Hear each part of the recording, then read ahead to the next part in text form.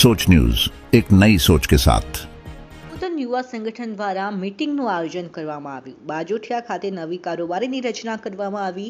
પ્રમુખ શ્રી રાવલ વિપુલભાઈ, લલિતભાઈ, મંત્રી શ્રી રાવલ બ્રિજેશભાઈ, ઉપપ્રમુખ રાવલ રાજેશભાઈ, રાવલ નરેન્દ્રકુમાર, સહમંત્રી રાવલ મહેન્દ્રકુમાર, રાવલ ઉમેશભાઈ, ખજાનચી રાવલ હિરેનભાઈ, ઓડિટર એકાઉન્ટ કમલેશભાઈની નિમણૂક કરવામાં આવી, જેથી આવનાર સમયમાં યુવાધન આગળ જઈને સારું કામગીરી કરે તેના વિશે વાતચીત કરી અને આવનાર 3 વર્ષમાં તપોધન યુવા સંગઠન દ્વારા સારી કામગીરી કરવામાં આવે તેના વિશે ચર્ચા વિચારણા કરવામાં આવી હતી। ત્યારબાદ ભોજન લઈને છૂટા પડ્યા હતા।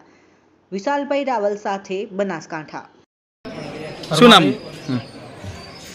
નિકુંજ રાવલ તપોધન બ્રાહ્મણ યુવા સંગઠનના પૂર્વ મંત્રી તરીકે જવાબદારી નિભાવી છે। આજ રોજ બાજોઠિયા મુકામે તપોધન બ્રાહ્મણ ગાંધાર વિભાગ યુવા સંગઠનની સાધારણ સમિતિની મિટિંગ મળી છે આજે, અને એમાં નવીન કારોબારી કમિટીની રચના કરવામાં આવી છે। એમાં પ્રમુખ મંત્રી, સહમંત્રી તેમજ દરેક 9 ગામના કમિટી મેમ્બરોની રચના કરવામાં આવી છે। એના સિવાય આગળના જે 3 વર્ષ છે એમાં નવીન કાર્યક્રમો શું કરી શકાય એનું પણ આયોજન ચર્ચા કરવામાં આવી છે।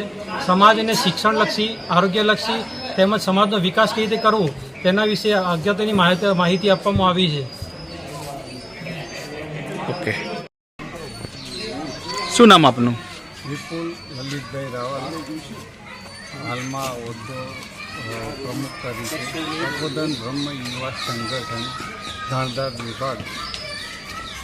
હવે આજે તારીખ 14ના રોજ તપોધન બ્રહ્મ યુવા સંગઠનની કારોબારી મિટિંગમાં નવીન કારોબારીની રચના કરવામાં આવી છે।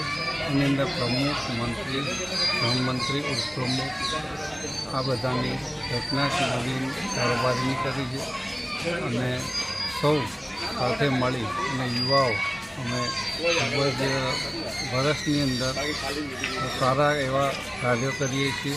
સમાજના હિતલક્ષી સૌ કાર્ય કરીએ છીએ, અને અગાઉના સમયમાં વૃક્ષારોપણનો કાર્યક્રમ અમે અત્યારે નક્કી કરેલ છે, અને બીજા જે પણ રેગ્યુલર કાર્યક્રમો થતા હોય છે એ પ્રમાણે અમે આગળ કામ કરીશું।